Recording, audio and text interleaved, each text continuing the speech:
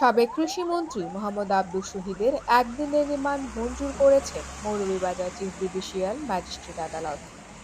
বুধবার সকালে বেলা 11টার দিকে তাকে কাঠগড়ায় তোলা হয়। মৌলভীবাজার চিফ জুডিশিয়াল ম্যাজিস্ট্রেট আদালতে সিনিয়র জুডিশিয়াল ম্যাজিস্ট্রেট মিসবাউর রহমানের আদালতে আব্দুস শহীদকে হাজির করা হয়।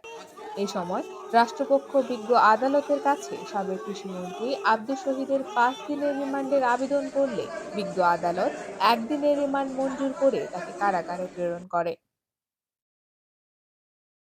এপিপি অ্যাডভোকেট আবুল হোসেন মোহাম্মদ মাসুক বলেন, তার বিরুদ্ধে 2018 সালের বিস্ফোরক আইনে দায়ের করা মামলায় সন্ত্রাসী কর্মকাণ্ডের অভিযোগ রয়েছে।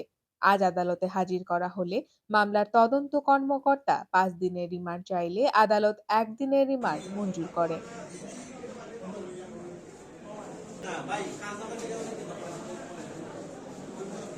ক্রিমিনাল অফেন্সে কোনো তামাদি হয় না, কোনো বিলম্ব হয় না। এই দেশেই নজির আছে 45 বৎসর বিলম্বে মামলা দায়ের করে অনেকগুলা নিরীহ প্রাণকে হত্যা করা হয়েছে ফাঁসির মাধ্যমে।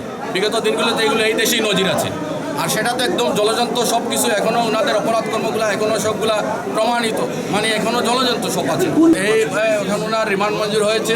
উনি এই মামলায় উনি জামিন নাম মঞ্জুর হয়েছে একদিনের এবং জামিন নাম মঞ্জুর হয়েছে। ওনাকে এখন এই জেল হাজতে নেওয়া হচ্ছে। এই মামলাটা হলো যে এই মামলা আমাদের আইনগতভাবে যেখানে একটা মামলা একদিন ডিলেতে যদি কোনো মামলা সৃষ্টি হয়, সেখানে এই মামলাতে যথেষ্ট সন্দেহ থাকে। এই মামলাতে প্রায় 6 বছরের কাছাকাছি এই মামলাতে ডিলে ছিল, যার কারণে এই মামলাতে যথেষ্ট সন্দেহ রয়ে যাচ্ছে। এবং দীর্ঘ রাষ্ট্রপক্ষ যারা বলেছিল যে এখানে যে বিস্ফোরক দ্রব্য উদ্ধারের ক্ষেত্রে যেখানে আলামত প্রায় দীর্ঘ 6 বছর, সেখানে সেই আলামত থাকার কোনো সুযোগ আমাদের অবকাশ নাই। ওনারা আলামত পাওয়ার কোনো ইয়ে নাই। শুধুমাত্র একটা রাজনৈতিক প্রেক্ষাপটের কারণে, পরিস্থিতির পালাবদলের কারণে আজকে ওনাকে এই মামলায় সম্পূর্ণ যে রাজনৈতিক প্রতিপক্ষ যারা ছিলেন, এরা বিভিন্ন মিথ্যা উক্তিতে এবং একটা মিথ্যা ঘটনা সাজাইয়া ওনাকে এই মামলায় ওনাকে গ্রেপ্তার মামলা দায়ের করেছেন ওনার বিরুদ্ধে। আসামি পক্ষের আইনজীবী আদালতে জামিনের আবেদন করলে আদালত জামিন না মঞ্জুর করে একদিনের রিমান্ড মঞ্জুর করেন। সাবেক কৃষিমন্ত্রী ও মৌলভীবাজার 4 আসন থেকে নির্বাচিত 7 বারের সংসদ সদস্য উপাধ্যক্ষ মোহাম্মদ আব্দুস শহীদকে প্রধান আসামি করে চলতি বছরের 19শে September Moulvibazar senior judicial magistrate আদালতে পৃথক দুটি মামলা দায়ের করা হয়।